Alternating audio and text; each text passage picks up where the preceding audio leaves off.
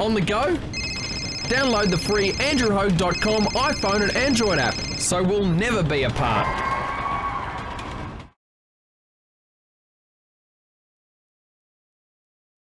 Andrewhogue.com, still Australia's first and only 24/7 metal radio station. And wow, I never thought I'd ever get a chance to chat with this great man, Mirai Kawashima, from Japanese group SIGH, that I've been a long-time fan of.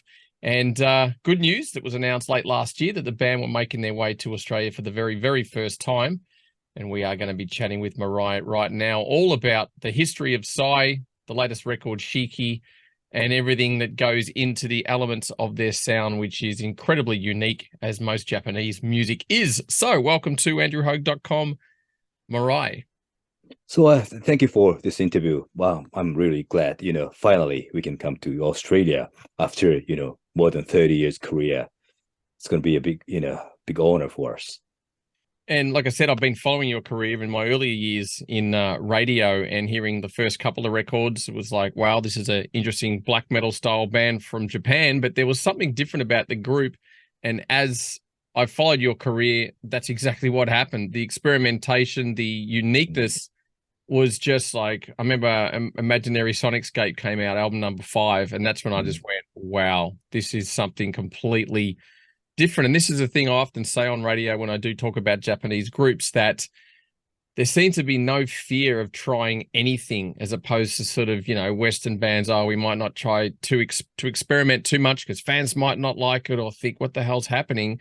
Whereas I sense Japanese artists don't have that fear. Well, I could be wrong, but it's always experimental. You just throw it all in there. Is that how it works for you guys? Oh yeah, that's true. But to be honest, I don't think all the Japanese bands are very experimental. It's the same everywhere. Probably 99% of the bands are very, very unoriginal and just try to copy the leading bands. But if you are from Japan, the information is usually filtered. So the information about those unoriginal bands are not what is it, you don't, people don't hear about the bands with no originality in the Australia or in Europe. So that's why I guess people feel the Japanese bands are very original and very experimental. But I only think the very strange or different bands are just recognized internationally. I think that's how it is, I guess. And when did you feel like the time was right to start experimenting? Because like I said, the first few records were black metal-esque and quite extreme, but there was a lot of underlying different sort of elements creeping in. And then, like I said, when I heard Imaginary Sonicscape, or Soundscape, I think it was called, that's where my brain just went, what is this? What the hell happened? In a good way. Well, I think the first album, we brought in a lot of different stuff, was probably Hail Horror Hell from 1997. But we didn't have any intention to make it experimental or avant-garde or anything. We just wanted to mix the feeling of the horror movies. I wanted to give some horror touch to the album. And I noticed a lot of horror movies soundtrack had songs from the 20th century classical music, which is usually considered to be very avant-garde. So, those music, probably the composers, they didn't have any intention to make it sound scary or anything. But as a result, that kind of avant-garde music fits very well in horror movies. So I started studying that kind of experimental stuff from the 20th century, like free jazz or avant-garde classical music. And that was the reason, we started explore that kind of sphere. So, well, it was a result, I know it sounds a bit experimental, but our intention was to mix the heavy metal and the horror stuff. And what was some of those I guess, music composers of, or at least horror films that inspired you? You might even be familiar with this movie. Oh, yeah, Maniac, yeah. So, I mean, when I listen to a lot of those movie soundtracks and obviously watch those films because I'm a massive horror buff as well, there is a lot of heaviness. Like I interviewed Joe LaDuca, the composer who did the first Evil Dead movie. And we talked about, the sounds and the elements that went into that. And I also mentioned how much those kind of films have inspired sort of metal bands. But what are some of the horror films that you used to watch going, I like that soundtrack, that underlining, theme during that death scene that you thought, I want to try and add some of that into the sound of Psy. What were some of those films? Well, I'm a very old school person, so I grew up in the 70s and the 80s. So, well, I love the Italian horror, especially zombie movies from the 70s and 80s, like Lucio Fulci and Dario Argento. So, unfortunately, I'm getting too old, and I'm not keeping up with the later horror movies, especially from the 21st centuries. But I prefer the non-CGI, very primitive, old school stuff. Yeah. And what are some of those movies? I know you mentioned composers, but what are I rattle off your top 5 favorite horror films from 70s and 80s apart from Zombie? What else sort of springs to mind where you go, yep, I always go back to that one? Yeah, like what the gates of hell, or the Beyond, and the Blind Dead series. That kind of stuff is the best for me. And what about Japanese horror? Because Japanese movies too are just completely like, I mean, Tetsuo isn't really a horror film, but that was one of those I saw going, what the hell is this? So, and then there's Visitor Q as well. I mean, yeah. Tetsuo has a great soundtrack. It's a very industrial noisy stuff. That's great. Yeah. Some of the major stuff like Ju-on and Ring are great too, and there are a lot of great horror movies from the 60s. And I don't know how that kind of Japanese horror movies look to the people from Australia, because it is very, very Japanese. So yeah, but I love it too. Well, I think most people probably wouldn't know much about them because, like I said, they're so and cultural. You got to kind of dig into the underground to discover a lot of those films because, like I said, they're not always, or they just get remade in the US, and people tend to just think that's the original, and they don't go back to the original one, which is always, done from that country like Japan as an example. But let's talk a bit about Psy and the live front. How does it go down? I mean, don't spoil the set list or anything like that for the up and coming Australian tour, but piecing together these sounds and even the new songs from Shiki, do you have like a massive what's the word, an ensemble of musicians and instruments and things like that? Yeah. We have to use the backing track to recreate those songs from the album. I'm sure some people are against it, but well, there's no other way for us to do it on stage. And then we're gonna play everything from the first album, Scorn and Defeat, to the latest one, Shiki. So well, probably it's very much varied, so we can play everything from our whole career. Now, I often said this plenty of times on radio about how fans like to box bands into one or two categories, and if it's one of those kind of left of center sort of bands or experimental, people kind of just go, oh, I don't know what it is, and then tend to sort of just put it aside. Whereas if it's death metal, then that's what it is. If it's thrash metal, boom, it's in that box. So if someone was to ask you, how do you define the sound of Psy, what would be your version if you had to genreify it? Well, I think in the black metal is the word for us, because to me, black metal was born in the 90s as a resurrection of the early thrash metal from the 80s, before Master of Puppets, because thrash metal was very evil and violent. Before Master of Puppets, after Master of Puppets, they try to become more intelligent. But early Creator, Venom, Bathory, Sodom, Hellhammer, those bands were very, very evil. And I think the black metal from the 90s was the resurrection of that kind of evil thrash metal. So, and I grew up with that kind of thrash metal. So probably black metal is at least closest, because I don't think our music is death metal. I don't think our music is thrash metal. But black metal embraces everything from Blasphemy or Beherit to sometimes bands like Alcest or Death Heaven are included in the genre. So it's a very broad genre. So I think, still the probably we are not a pure black metal band, but if we have to pick up one, black metal should be the closest, I guess.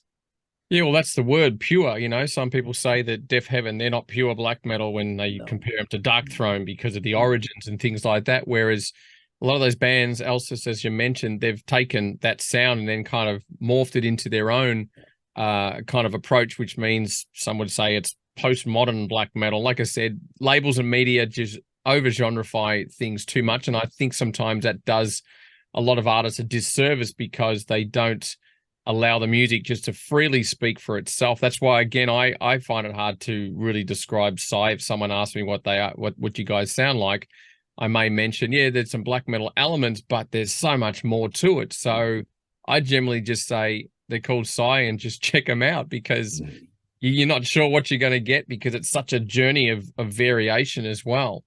And what do you hope the audiences get out of the live performances when Psy, gets out on the road?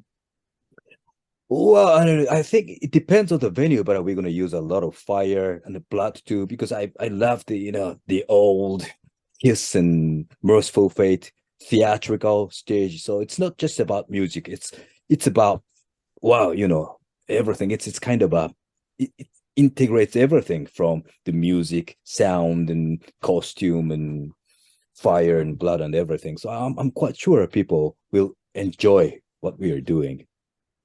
And being the founding member, what's been your motivation to keep the band going up to 30 years now? I mean, it's incredible. Like, that's the beauty I love about heavy metal that a lot of people don't give it credit for is its longevity. Some artists in the modern pop world last 2 to 5 years maximum, and then they're deemed as a one-hit wonder and they're kind of forgotten. Whereas metal, it's just like you can make a 30-year career out of it and just keep going. So what is the driving force that keeps you I think there are three elements, as a driving force. The first one is, of course, the existence of the fans. So we still have fans waiting for our new stuff coming out or waiting for our stage. So that is the biggest one.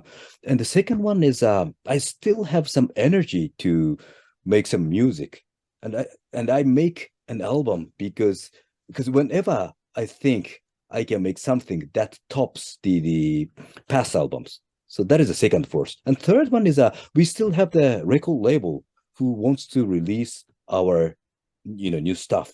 So if one of them disappears, maybe it will be the time for us to stop. I guess that's my personal impression about the driving force of Psy. And what's the support like in Japan for, I guess underground heavy metal? I mean, Australia, it's really not that supported in the broader sense at all. It's kind of still underground and things like that. But do you find that people acknowledge the career of Psy of 30 plus years being a native Japanese group? Well, it depends. Of course, our fan base is basically in Europe and the US because Japanese heavy metal scene is very small. And to the Japanese people, heavy metal is a Western culture. And actually it is. Yeah. So most of the Japanese heavy metal fans prefer to listen to the bands from the Europe or the US. So I understand them because, of course, there are a lot of great bands from Europe and the US. So they, so yeah, I must say underground scene is very small and black metal scene is even smaller.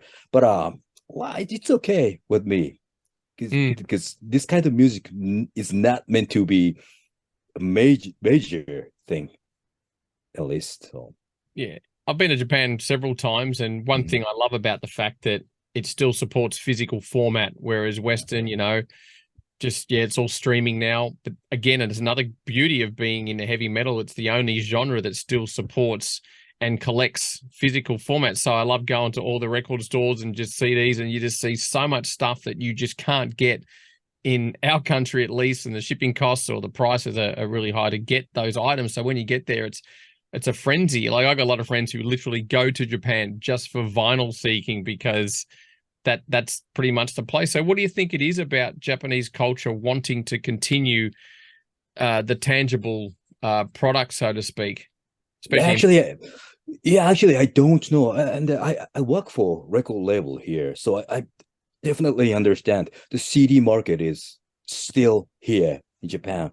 But the point is that the vinyl comeback hasn't been very much happening here in Japan yet. But I think it is connected to our, houses, because Japanese houses are very small, and having a tons of vinyl isn't easy. That I used to have thousands of vinyls when I was younger, but I sold most of them because because yes, the storage problem. So I think the vinyl thing is connected to our houses, but I'm not sure why people still want the CDs.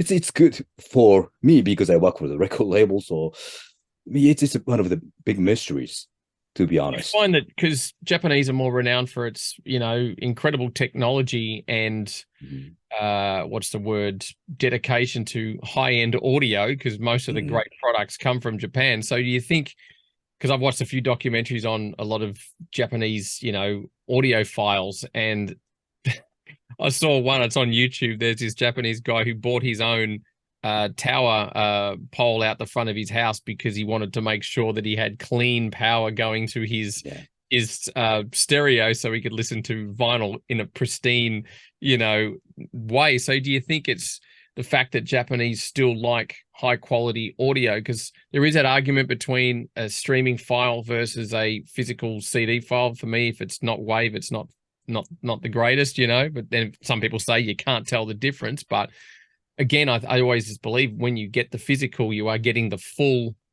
high-end audio quality, whereas today with streaming and stuff, I believe to a degree you can miss out. And that's why I think people tend to dispose music too quickly, because it's so easy to, access, if that makes any sense.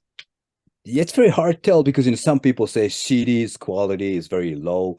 So in the end, that kind of maniac people prefer to listen to on vinyl, because vinyl has a lot of wider. So I don't know. I personally don't care about the sound quality at all because I grew up with Venom. So sound quality means nothing to me. Yeah. But even here in Japan, the younger generation, they do not buy any CDs at all. But heavy metal fans are still loyal to the physical format. I think so. It pretty much depends on the genre. Jazz or heavy metal, that kind of genre has a lot of fans who stick to the physical format, I guess. Yeah. Somehow, yeah. Well, we look forward to having you coming to Australia for the very first time. The 218s there's a new show that's been added on the 25th, that's Saturday, and then there's a sold-out show on Sunday in, of course, this month at the Bendigo Hotel in Melbourne. So what are you looking forward to about coming to Oz? Have you been here before as a tourist? No, this is the first time for us. No. So we're really looking for, actually, it's snowing here in Tokyo. So it's summer over there, right? Yeah. So yeah. So get ready. It's going to be a big change. Yeah. Yes. So, like I said, what else are you looking forward to about coming to Oz? Anything that sort of, hopefully you'll get a little bit more time to check out the landscapes. Oh yeah, I think so. We have a few days off, and and I have to tell you that we're going to play a little bit different set lists on Friday and Saturday, I guess. So, don't miss. I think the tickets for the Friday night are still available. So if you want to listen to some different set lists, you should come on Friday night too. Okay, cool. And just get you to say a couple of last words to the long, loyal Australian fans who've been waiting for SIGH to finally make their way here. And we'll get you to choose two tracks from the catalogue, one from the latest record, Shiki, and one from any of the albums that you've released in the past. Well, the Mayonaka no Kai. It's from the latest one, Shiki. So this is the closing track of the album.